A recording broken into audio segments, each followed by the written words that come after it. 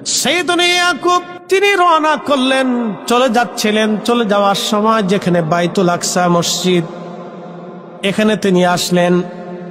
এখানে আসার পরে তিনি একটা পাথরের উপরে মাথা দিয়ে ঘুমিয়ে পড়লেন। ঘুমানোর পরে তিনি স্বপ্ন দেখতেছে, এই পাথর থেকে একেবারে তার মাথা থেকে পাথর থেকে একবারে আসমান পর্যন্ত একটা সিঁড়ি বেয়ে চলে গেছে। এই সিঁড়ি বেয়ে বেয়ে আল্লাহর রহমতের ফেরেশতারা এই পাথরের এইখানে আসে আবার চলে যায়, খোদার রহমতের ফেরেশতারা এখানে আসে আবার চলে যায়, আবার আসে আবার এই সিঁড়ি বেয়ে বেয়ে চলে যায়। নবীদের স্বপ্ন হচ্ছে ওহী।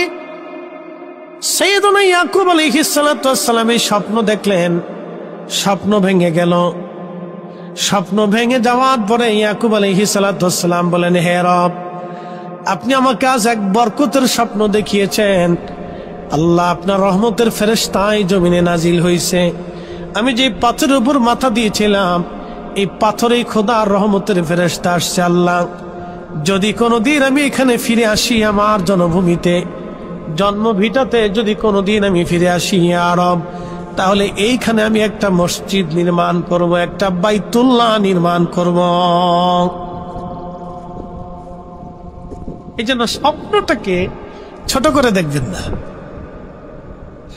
আল্লাহর রাসূল প্রত্যেক ফজরের পরে প্রায় সময় নবীজি, প্রায় অধিক সময়, সহিহ বুখারীতে আসছে, প্রায় অধিক সময় নবীজি সাহাবায়ে কেরামকে বলতে, তোমরা কে কি স্বপ্ন দেখছো বলো। স্বপ্নকে কেন্দ্র করে কোরআনে সূরা ইউসুফ নাজিল। ইউসুফ আলাইহিস সালাম স্বপ্ন দেখেছিলেন 30 বছর আগে, স্বপ্নের প্রতিফলন হয়েছিল 30 বছর পরে। আপনাদের জীবনে এরকম কিছু স্বপ্ন আসে, যদি স্বপ্ন ভালো হয় তো আলহামদুলিল্লাহ, যদি খারাপ হয় তো মানুষের কাছে বলবেন না। কারণ যিনি স্বপ্নের তাবির না জানে তার কাছে যদি বলেন, তিনি যাহা বলে দিবেন আল্লাহর দরবারে তাহা লিখিত হয়ে যাবে। এই জন্য ইউসুফ আলাইহিস সালামকে ইয়াকুব আলাইহিস সালাম বলেছিলেন, ইউসুফ সাবধান, তুমি তোমার ভাইদেরকে স্বপ্নের কথা বলবা না। কিন্তু হযরত ইয়াকুব আলাইহিস সালামের 2 জন স্ত্রী ছিলেন। একজন স্ত্রীর গর্ভে, প্রথম স্ত্রীর গর্ভে আল্লাহ রাব্বুল আলামিন, আমার রব আমার আল্লাহ 9টা সন্তান দিলেন। আর দ্বিতীয় স্ত্রীর গর্ভে আমার রব্বুল আলামিন 2টা সন্তান দিয়েছিলেন, একজন ইউসুফ আর একজন বিনিয়ামিন।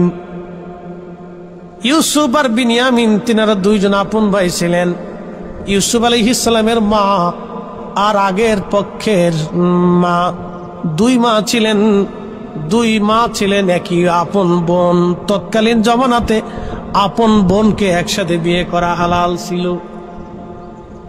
তিনারা আপন বোন ছিলেন। ইউসুফ এবং তার সৎ ভাইয়েরা আপন খালাতো ভাইয়ের মতো ছিল। কিন্তু মনে রাখবেন, শুধুমাত্র সম্পদ এবং ক্ষমতার জন্য ভাই ভাইয়ের শত্রু হয়ে গেল। 3টা জিনিস কারো কাছে বলবেন না, জিহাব, জাহাব আর মাযহাব। আমি আমার এক হুজুরের কাছে, আমার এক উস্তাদের কাছে পড়তাম। তিনি তেহরান ইউনিভার্সিটির লেকচারার ছিলেন। আমার উস্তাদ ছিলেন, বুখারী শরীফ পড়েছি হুজুরের কাছে। হুজুর একদিন বললেন, বেটারে, সারা জীবন পথ চলবি, 3টা জিনিস মনে রাখবি। 1 নাম্বার জিহাব, জাহাব, মাযহাব। 3টা জিনিস কারো কাছে কোনোদিন বলবা না। আমি বললাম, হুজুর বলেন। 1 নাম্বার জিহাব, তুমি কোথায় যাচ্ছ, তোমার গন্তব্যস্থল থেকে তুমি কারো কাছে বলবা না, কারণ পথে তোমার শত্রু থাকতে পারে। 2 নম্বর, তোমার কাছে কি পরিমাণে অর্থ আছে তুমি কারো কাছে বলবা না, কারণ সম্পদের কারণে মানুষ দুশ্মন হয়ে যাবে।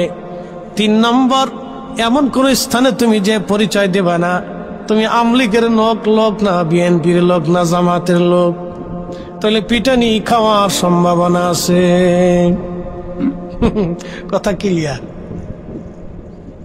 এমন স্থানে তুমি যাবা, পরিচয় দিবা না। উনি বলতেন, আমি তেহরান ইউনিভার্সিটিতে বহু বছর অধ্যাপনা করেছি, আমি যে সুন্নি শিয়ারা জানতাম। বহু বছর আমি তেহরান ইউনিভার্সিটিতে পড়েছি, কিন্তু আমি যে সুন্নি তাদেরকে কখনো বুঝতে দেইনি। যদি তারা জানতো যে আমি সুন্নি তো আমার অসুবিধা ছিল, কারণ ওরা শিয়া। তো প্রিয় উপস্থিতি, এই জন্য তিনটা জিনিস। কিন্তু হযরত ইয়াকুব আলাইহিস সালাতু ওয়াস সালামের বাবা ইউসুফ আলাইহিস সালাতু ওয়াস সালাম, এর বাবা ইয়াকুব আলাইহিস সালাম ইউসুফকে বলেন, বেটা তোর এই স্বপ্নের কথা বলবি না, কিন্তু তোর ভাইদেরকে, তাহলে শত্রু হয়ে যাবে। কিন্তু ভাইরা গোপনে শুনে ফেলছিলেন। তখন ভাইরা স্বপ্নের বিষয়কে বুঝতে পেরে ইউসুফ আলাইহিস সালামকে দূরে সরিয়ে দিলেন, চলে যা। প্রিয় উপস্থিতি, হযরত ইয়াকুব আলাইহিস সালাতু ওয়াস সালাম তিনি ফিরে এসেছিলেন। আবার ফিরে আসার পরে বাইতুল আকসা নির্মাণ করলেন। বনি ইসরায়েলের ভিতরে ৭০,০০০ নবী বাইতুল আকসায় নামাজ পড়েছেন। আল্লাহর ৭০,০০০ নবী বাইতুল আকসার খেদমত করেছেন। আর আমার নবীজি মদিনায় ফিরে যাওয়ার সঙ্গে সঙ্গে মসজিদে নববী নবীজি প্রতিষ্ঠিত করেছেন। আমার নবী একা মসজিদে নববীতে নামাজ পড়েছেন। নবীজি হুজরা শরীফ থেকে মিম্বর থেকে হুজরা শরীফের যাইতেন আর আসছেন। যাওয়া আসার কারণে আমরা